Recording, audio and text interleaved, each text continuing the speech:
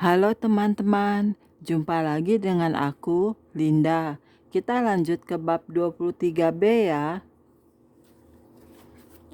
Oke, mari kita mulai. Kuperhatikan dengan heran ketika berjuta-juta orang menaiki tangga ke tubuh itu dan memenuhinya, mulai dari kaki terus ke tungkai, ke lengan, ke perut, ke jantung, dan ke kepala. Dan ketika sudah penuh, kulihat bahwa tubuh itu terisi dengan laki-laki dan perempuan dari setiap bangsa, suku, dan bahasa di bumi. Dan dengan suara yang kuat mereka memuji Tuhan. Berjuta-juta duduk di hadapan sebuah tahta, dan kulihat manah malaikat yang membawa buku-buku, dan daripadanya dibacakan keputusan-keputusan. Di sana ada tahta kemurahan, dan pahala diberikan kepada banyak orang. Kemudian ketika aku perhatikan, kegelapan meliputi seluruh bumi, dan kekuatan iblis berada di mana-mana. Roh-roh jahat yang tak terhitung banyaknya telah dilepaskan dari tempat tawanan mereka dan terus dicurahkan ke bumi. Kudengar Tuhan berkata, kesengsaraan akan menimpa seluruh penduduk bumi, karena iblis telah datang untuk diam di antaramu. Kulihat seekor binatang yang sedang marah, dicurahkannya bisanya ke seluruh bumi. Dia gemetar dalam amarahnya, dan dari jurang maut muncul gerombolan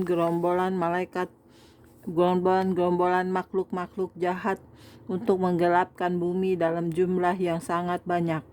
Pria dan wanita lari menangis ke bukit-bukit, gua-gua, dan gunung-gunung, dan di bumi ada peperangan, kegelapan, dan kematian. Akhirnya kulihat kuda-kuda api dan kereta-kereta pertempuran di langit. Bumi bergetar dan matahari berubah merah seperti darah. Dan seorang malaikat berkata, dengarlah oh bumi, sang raja telah datang. Dan muncullah di langit raja di atas segala raja, dan Tuhan di atas segala Tuhan, dan orang-orang kudus dalam segala usia berada bersama-sama dia, berpakaian putih bersih. Dan kuingat bahwa semua mata akan memandang dia, dan setiap lutut akan berlutut di hadapannya. Kemudian malaikat-malaikat mengambil sabit mereka dan menuai gandum yang masak, yang merupakan akhir dari dunia ini.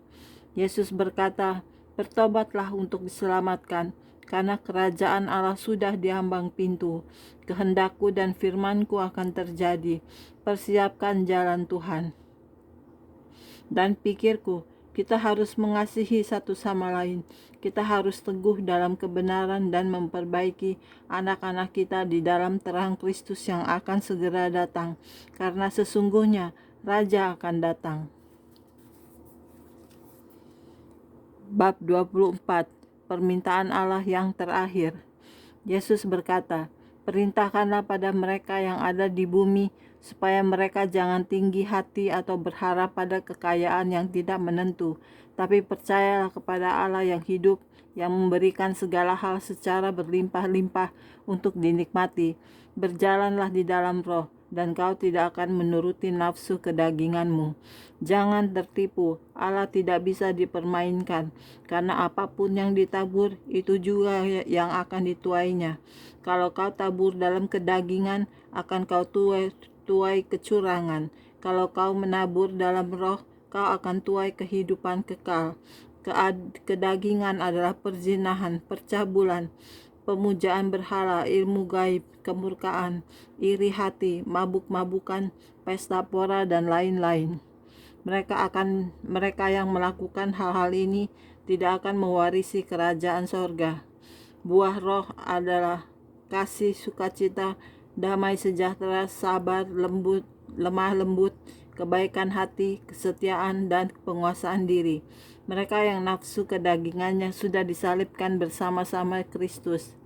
Jika firman Allah sudah digenapi, maka datang akhir zaman. Tidak ada seorang pun yang tahu akan hari maupun jamnya, kapan anak Allah akan datang kembali ke bumi. Anak pun tidak tahu, karena hanya Bapa di sorga yang tahu. Firman itu akan segera digenapi.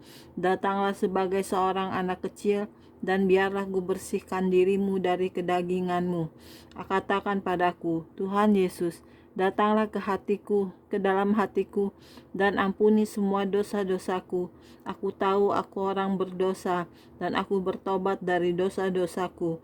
Sucilah aku di dalam darah-Mu, dan bersihkan diriku. Aku sudah berdosa terhadap sorga dan kepadamu, dan aku tidak layak untuk disebut anak. Dengan iman, ku terima Engkau sebagai juru selamatku. Aku akan menjadi gembalamu, engkau akan menjadi umatku, dan aku akan menjadi Allahmu. Bacalah firman, dan jangan kau abaikan pembentukan dirimu sendiri. Berikan seluruh hidupmu kepadaku, dan aku akan memeliharamu. Aku tidak akan pernah meninggalkan atau menelantarkan dirimu. Saudara, oleh satu roh kita mempunyai jalan kepada Bapa. Aku berdoa supaya Anda sekalian mau datang dan memberikan hatimu kepada Tuhan.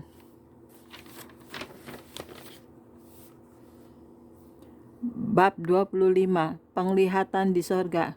Beberapa dari penglihatan berikut telah diberikan kepadaku sebelum Yesus membawaku ke alam maut. Beberapa dari penglihatan itu terjadi mendekati akhir perjalananku ke alam maut. Serupa dengan Allah, ku terima penglihatan sorgawi ini waktu aku berdoa sungguh-sungguh, meditasi dan menyembah. Kemuliaan Tuhan turun di tempatku berdoa.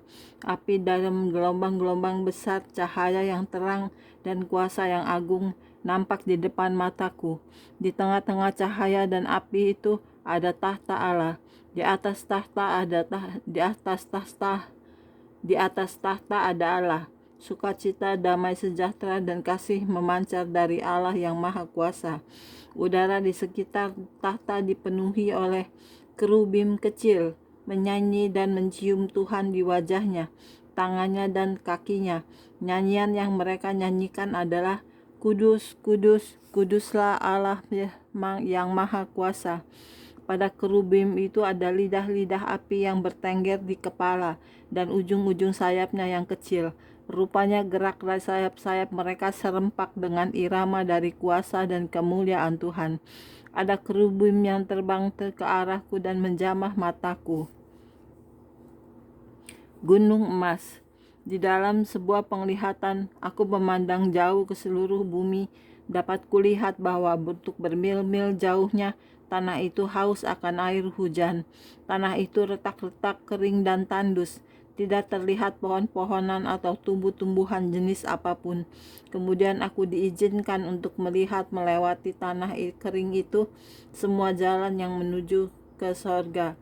Ada 2 buah gunung raksasa yang saling berdampingan, dan kaki gunungnya saling menyentuh. Aku tak tahu berapa tingginya, tapi betul-betul tinggi sekali.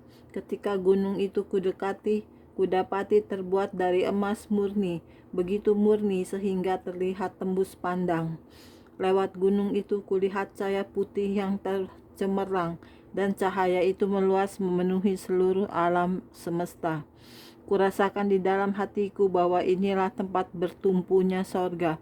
Manusia berkelahi karena memperebutkan sebuah cincin emas kecil, tapi Allah memiliki semua emas. Bangunan sebuah gedung besar. Ketika sedang berdoa, ku terima penglihatan ini. Kulihat seorang malaikat sedang membaca catatan dari perbuatan-perbuatan kita di bumi. Malaikat-malaikat itu ada yang mempunyai sayap, ada yang tidak. Ada yang besar, ada yang kecil. Tapi semua wajah mereka berbeda. Seperti manusia di bumi, malaikat-malaikat itu bisa dikenali dari roman mukanya. Kulihat malaikat-malaikat itu sedang sibuk memotong batu intan yang besar sekali dan menempatkannya di pondasi sebuah gedung besar yang indah. Batu intan itu tebalnya 1 kaki dan panjangnya 2 kaki dan terlihat sangat indah. Setiap kali ada jiwa yang dimenangkan bagi Allah, sebuah batu intan ditambahkan ke gedung yang memenangkan jiwa itu. Tidak ada pekerjaan yang sia-sia jika itu dikerjakan bagi Allah.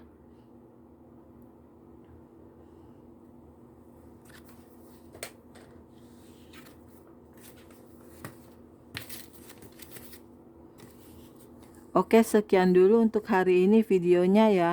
Kita lanjut di video berikutnya. Terima kasih. Tuhan berkati kita semua. Amin. Bye-bye.